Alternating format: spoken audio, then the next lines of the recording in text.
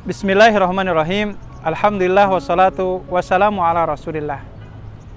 Sahabat yang dirahmati Allah Subhanahu wa taala, menunaikan ibadah saum di bulan Ramadan mengajarkan kepada kita bahwasanya ada masanya mulut kita yang senantiasa diisi ini harus diistirahatkan.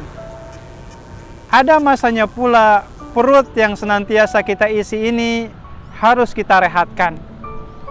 Maka ibadah saum itu sendiri memberikan pesan sosial yang begitu luar biasa, agar kita bukan hanya sekedar mengurus urusan perut kita, tetapi juga muncul rasa kepedulian kepada orang-orang yang ada di sekitar kita.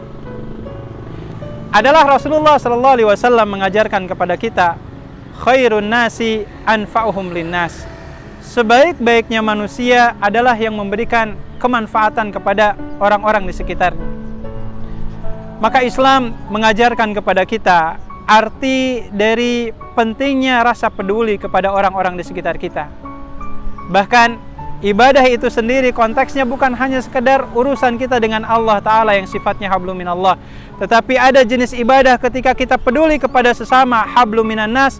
Ini menjadi manifestasi ibadah yang begitu luar biasa di hadapan Allah Ta'ala. Adalah Rasulullah SAW dalam beberapa keterangannya memberikan kepada kita penjelasan-penjelasan adanya keutamaan ketika kita memiliki kepedulian kepada sesamanya. Sebagai contoh, bagi siapapun di antara kita yang di bulan Ramadan ini memiliki kelimpahan harta dan bisa menunaikan umroh ke Baitullah, tentunya pahalanya sangat besar. Sampai Rasulullah SAW mengatakan, Mani tamara fi Ramadhana kana kaman adai haji mai. Siapa orang yang menunaikan umrah di bulan Ramadan, pahalanya sebanding seperti orang yang umrah bersama aku. Mohon maaf, sama seperti orang yang menunaikan haji bersama aku. Begitu besar orang yang menunaikan umrah di bulan Ramadan, pahalanya sebanding dengan berhaji bersama Rasulullah SAW. Maka kalau kita bayangkan, rekan-rekan sekalian, kalau ada di antara kita yang di bulan Ramadan ini bisa menunaikan umrah, bahkan bisa menunaikan itikaf di Masjidil Haram atau di Masjid Nabawinya, tentunya pahalanya akan sangat besar sekali. Tapi tahukah, ada satu amalan yang amalan ini boleh jadi bahkan jauh lebih baik daripada umrah ke Baitullah, daripada itikaf di Masjidil Haram atau di Masjid Nabawi. Amalan apa yang dimaksud?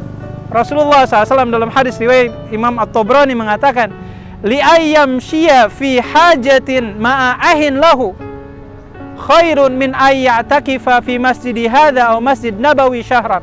Kata Rasulullah, siapa orang yang keluar dari rumahnya dengan punya niatan ingin meringankan beban saudaranya, memberikan kemanfaatan kepada orang-orang di sekitarnya, maka kata Rasulullah, amalan tersebut jauh lebih baik daripada itikaf selama 1 bulan di Masjid Nabawi. Maka hari ini momentum besar sebenarnya bagi kita.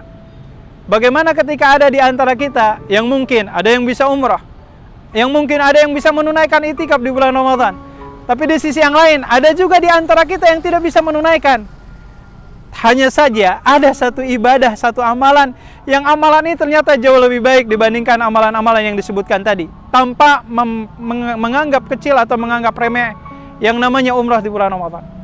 Amalan yang saya maksud adalah memberikan kemanfaatan atau meringankan beban saudara kita. Maka ketika kita diajarkan untuk menahan rasa lapar dan haus di bulan Ramadan, muncul rasa empati kepada orang-orang di sekitar kita. Ada hasrat bagi kita untuk bisa sedikit memberikan bingkisan berupa makanan atau minuman bagi saudara-saudara kita yang saat ini mungkin akan berbuka tetapi tidak memiliki apapun. Dalam salah satu kesempatan, ada seorang syekh dari Saudi, ketika beliau sedang menyampaikan ceramahnya di salah satu channel stasiun televisi, tiba-tiba ada seorang penonton yang menelepon. Si penonton ini kemudian bertanya, "Wahai syekh, apa hukumnya bagi kami mengakhirkan untuk berbuka puasa?" Maka secara formalnya dalam ajaran Islam, mengakhir-akhirkan waktu berbuka itu adalah tidak boleh. Tetapi ketika ditanya, kenapa Anda punya niatan untuk mengakhir-akhirkan berbuka? ternyata alasannya adalah penonton tersebut berasal dari Suriah. Dia menggambarkan bagaimana sulitnya untuk makan dan minum pada saat akan berbuka. Tidak ada makanan, tidak ada minuman untuk berbuka sama sekali.